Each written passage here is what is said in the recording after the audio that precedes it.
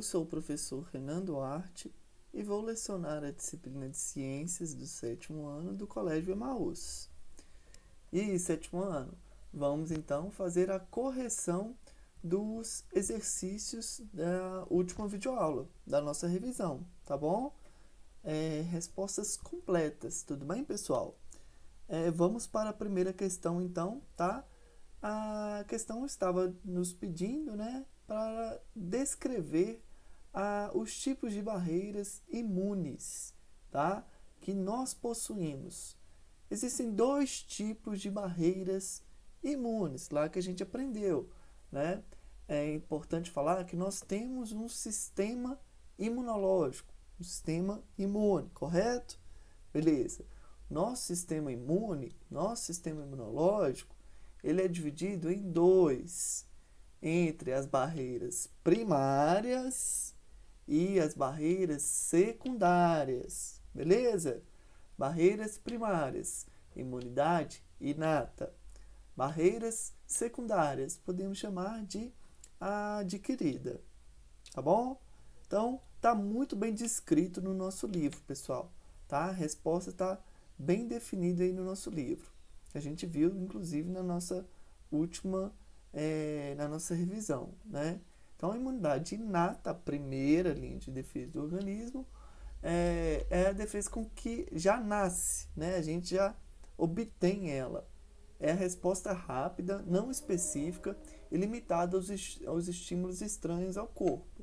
Ela é representada por barreiras físicas, químicas e biológicas, células e moléculas. São vários tipos, né?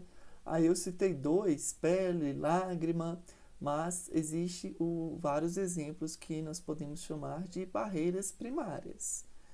E as barreiras secundárias, tá?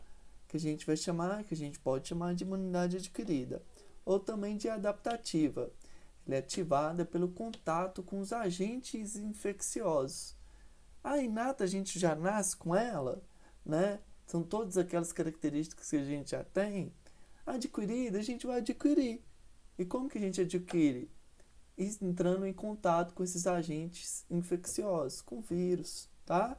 Para a produção dos anticorpos, que são específicos.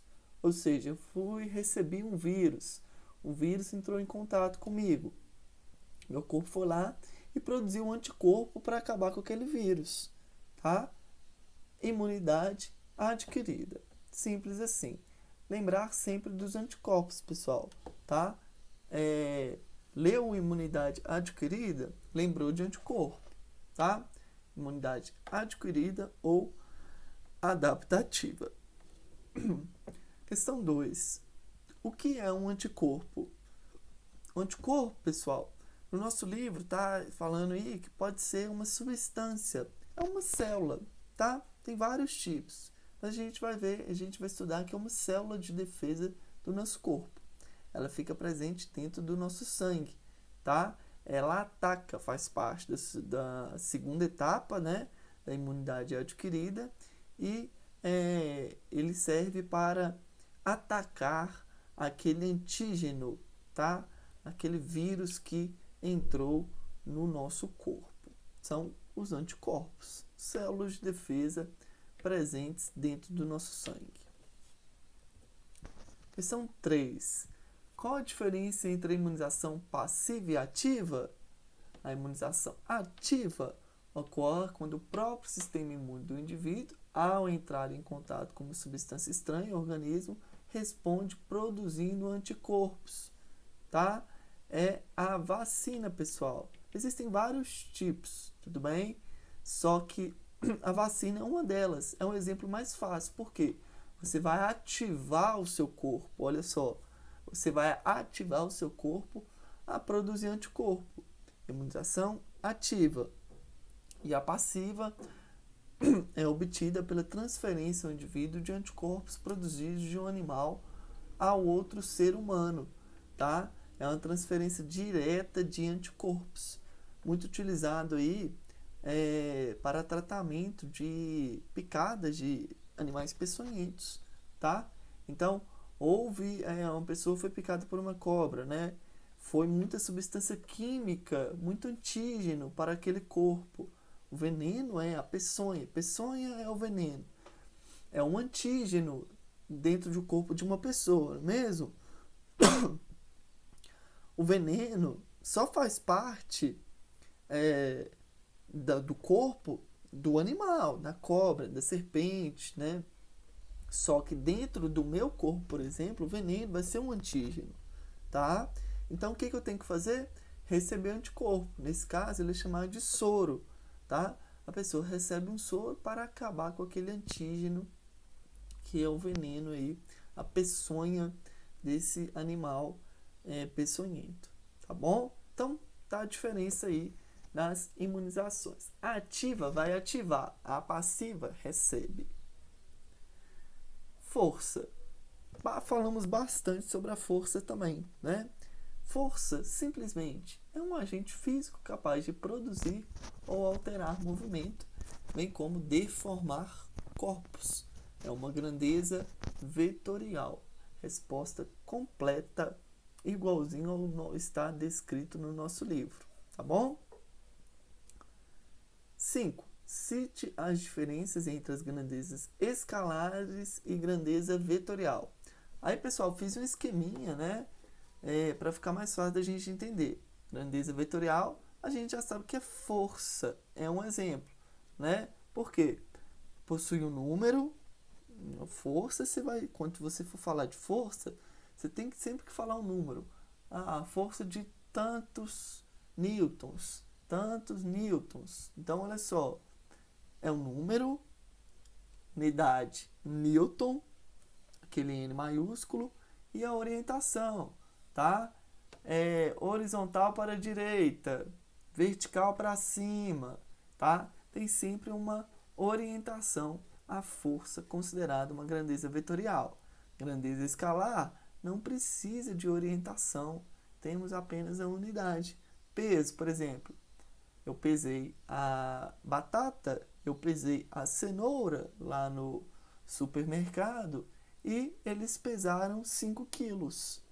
Eu não preciso de falar 5 quilos para a direita na horizontal. Não, tá? Pois é uma grandeza escalar. Peso, distância, tempo. Vetorial, força.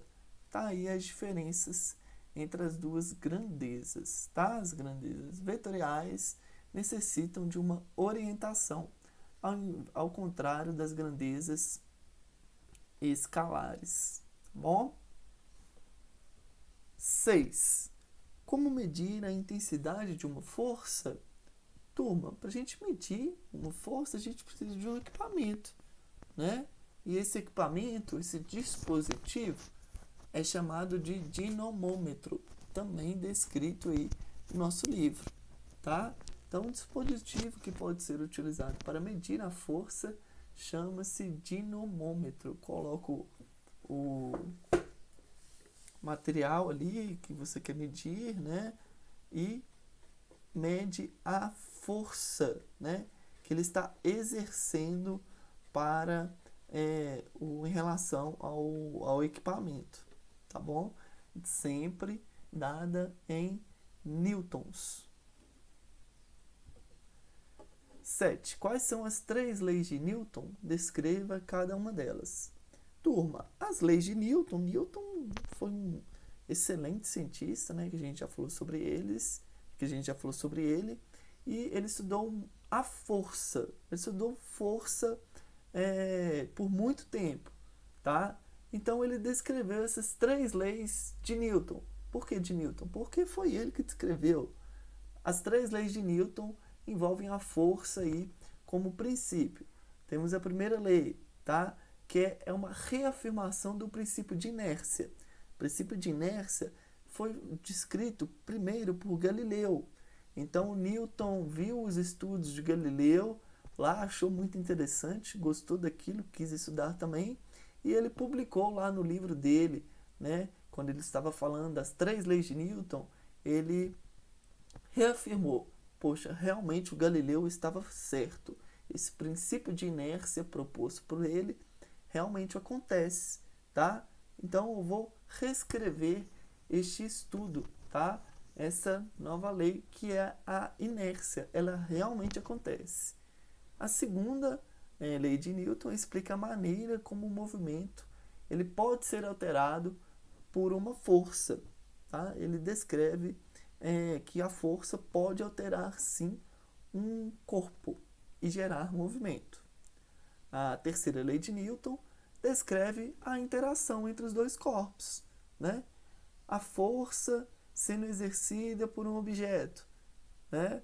Essa interação aí nós chamamos de terceira lei de Newton. É somente a interação entre os corpos. A questão 8, novamente falando do princípio de inércia, né? Pessoal, você está andando de bike, né, em constante movimento. Renan, cadê a força? Olha a força ali nos seus pés, né? Você está fazendo força ali, né, para a bike se movimentar. Você parou de pedalar, o que acontece? Ela continua andando, não é mesmo? Está continuando andando, né? Mesmo sem você exercer força, tende a continuar em movimento. Aí do nada passa um cachorro na sua frente, o que acontece? Você não aguentou desviar, atropelou o cachorro e você voou lá na frente.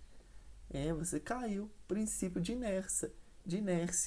Você não estava em movimento com a bike, né? Apareceu um outro corpo na sua frente, interrompeu o movimento da bike, só que você continuou ali exercendo aquele movimento. Princípio de inércia.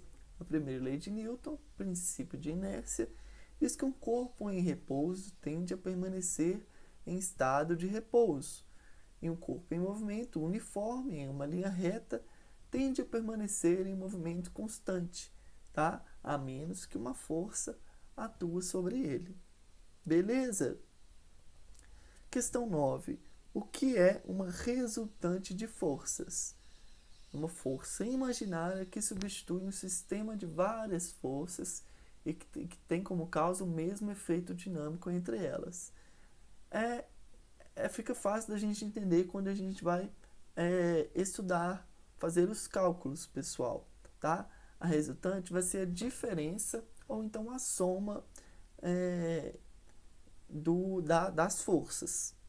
O que vai atuar aí? O que vai diferir? Né? A orientação. Se eu tenho duas forças na horizontal, uma para a direita, uma para a esquerda, para a gente encontrar a resultante, temos que subtrair, tá? Então, se pegamos 145 menos 29, temos 116 newtons de força sendo atuados para onde? Para a esquerda, né? Então, temos aqui o número maior menos o número menor, né? 145 menos 29, anulou essa força para a direita, e o corpo em movimento para a esquerda com a intensidade de 116 newtons. Sacou? Vamos corrigir então os outros. 540 newtons para a esquerda e 300 newtons para a direita. Então, o corpo está em movimento, né, sofrendo uma intensidade de 240 newtons para a esquerda. 30 para a direita, 14 para a esquerda. O corpo recebe uma intensidade de 16 newtons para a direita. 54 newtons para a direita, 30 newtons para a direita. Estão na mesma direção. O que a gente faz? Soma. 84 newtons para a direita. 120 newtons para a direita, 122 newtons para a direita, 54 newtons para a esquerda. Direções opostas, subtrai. 68 newtons, né, recebendo uma intensidade para a direita. Mesmos lados, né, ambos para a direita. 10 mais 30, 40 newtons. Mesmo lado, só que agora para a esquerda. Soma 100 mais 57, 157 newtons. E agora, vertical, só que um para cima e o outro para baixo. Subtrai 100 newtons para cima, menos 50 newtons para baixo, temos 50 newtons, tá? De ação de intensidade aí para cima. Beleza, turma? Pessoal, fechamos então a nossa correção, tá? Espero que tenha sido produtivo, que vocês tenham gostado, tá? Bons estudos, desejo uma boa avaliação, uma boa prova, façam com muita atenção. Um grande abraço e lembre-se sempre, juntos no caminho certo.